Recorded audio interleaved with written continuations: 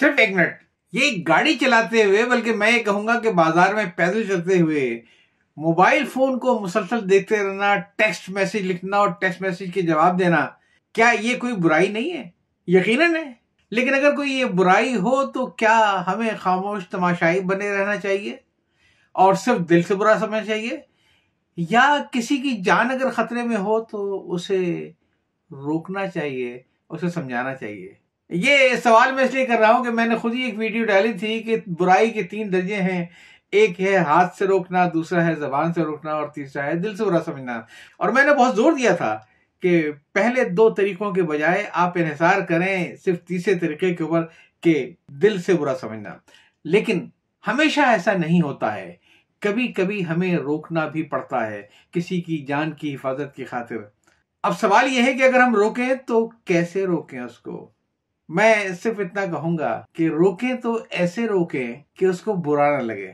اور اس کی آسان سی پہچان یہ ہے کہ کوئی اس طریقے سے اگر آپ کو روکے گا تو آپ کو برا لگے گا یا اچھا لگے گا. ظاہر ہے اگر میں آپ کو کسی برائی سے روکنا چاہتا ہوں صرف اس لیے کہ آپ پر نقصان نہ پہنچے، بہت زیادہ جو چیز اہم ہوگی وہ یہ کہ میرے الفاظ کا انتخاب کیا ہے، میرا لہجہ کیا ہے، میری ٹون کیا ہے.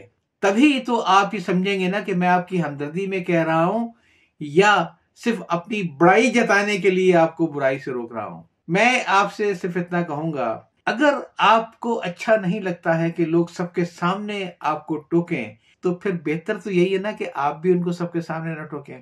الفاظ کا انتخاب کھیل ساری اسی میں ہے. یہ جو میں نے ابھی حال ہی میں جو ویڈیو بنائی ہے نجمی آپا کی کہانی واسع ماموں کی زبانی، بہت سارے سبق ہیں اس کے اندر.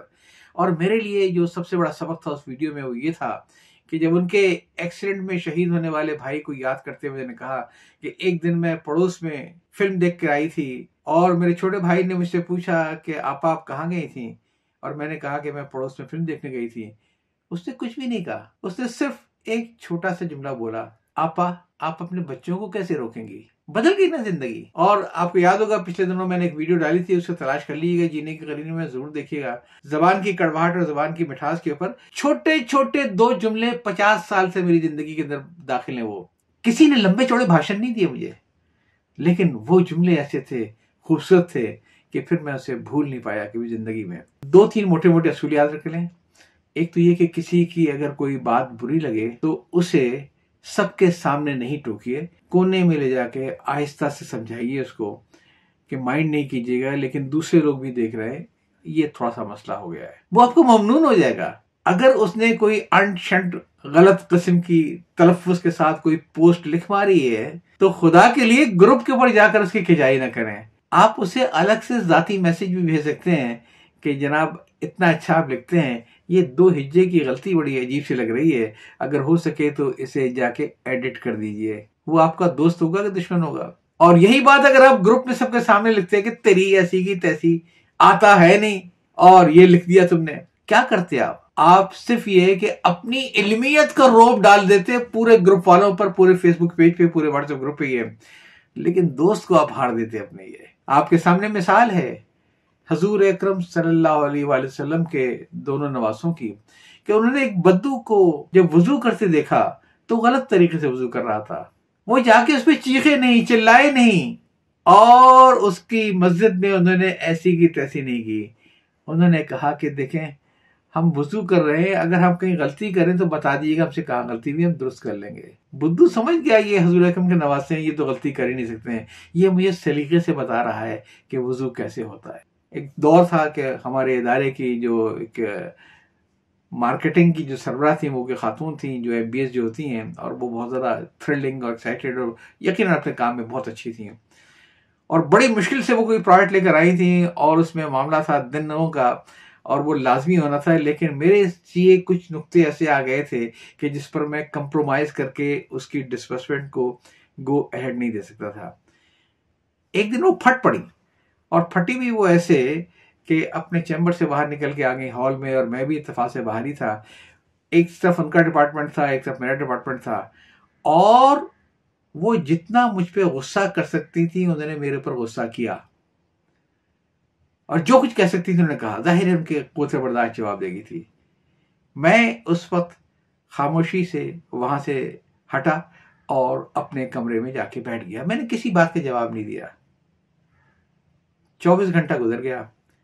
پھر میں نوک کر کے ان کے چیمبر میں گیا. میں نے کہا دیکھیں میں تو چائے پیتا نہیں ہوں, اپنے لیے آپ چائے منگوائیے اور میرے لیے ایک اچھی سی کافی. اب آتے ہیں ہم کل کی بات کے اوپر. کل میں کچھ باتیں اس لیے نہیں کہہ سکتا کہ آپ کا اسٹاف وہاں بیٹھا تھا, میرا اسٹاف وہاں بیٹھا تھا. اچھا نہیں لگا مجھے کہ ہم لوگ اسٹاف کے سامنے اس طریقے سے جھگڑا کریں. میں نے بعد میں غور کیا, آپ کی اس بات میں وزن تھا, اور میں دیکھتا ہوں, کوشش کرتا ہوں کہ اس کو میں کیسے دوبارہ ریوزٹ کر سکوں ان سب چیزوں کو. لیکن میں آپ سے تھوڑی سی درخواست یہ کروں گا کہ آئندہ کبھی آپ کو میرے کام سے, میرے چیزوں سے اگر کوئی گلا ہو, کوئی شکوہ ہو, تو آپ اسی طریقے سے مجھے بلا لیں اپنے پاس یا میرے کمرے میں آ جائیں. ہم اس کو پروفیشنل انداز میں چیزوں کو حل کر لیں گے. ہم لوگ دوسروں کو موقع نہ دیں, نہ اپنے اسٹاف کو نہ آپ کے اسٹاف کو, کہ وہ اس میں مزے لیں.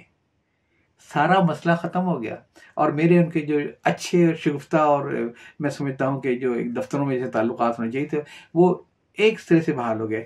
اب اگر میں وہی اسی وقت رد عمل دینے میں جلدی کرتا اور غصے کے عالم میں یہ ثابت کرتا کہ کہاں کہاں غلطی ہے آپ کی, تو کیا میری اس بات میں کوئی اثر ہوتا؟ سوچئے گا ضرور. رد عمل دیں, لیکن ایسے دیں جیسا رد عمل کوئی آپ کو دے تو آپ کو اچھا لگے, آپ کو برا نہ لگے. میرا آج کا پیغام صرف اتنا ہی ہے, اور وہ یہ ہے کہ ہمیشہ اپنے آپ کو دوسرے کی جگہ رکھ کے سوچیں. یہ جو گفتگو میں, دفتر کے کاموں میں, سیاست پر بحث میں, یہ جب اپنا آواز بہت بلند کر لیتے ہیں, الفاظ بہت سخت کر دیتے ہیں, کیا ہم اس سے دلوں کو جیت سکتے ہیں؟ آپ کو دلوں کو جیتنا ہے یا اپنی بڑائی کا روپ ڈالنا ہے؟ فیصلہ آپ کا ہے. اجازت چاہتا ہوں میں. اللہ حافظ.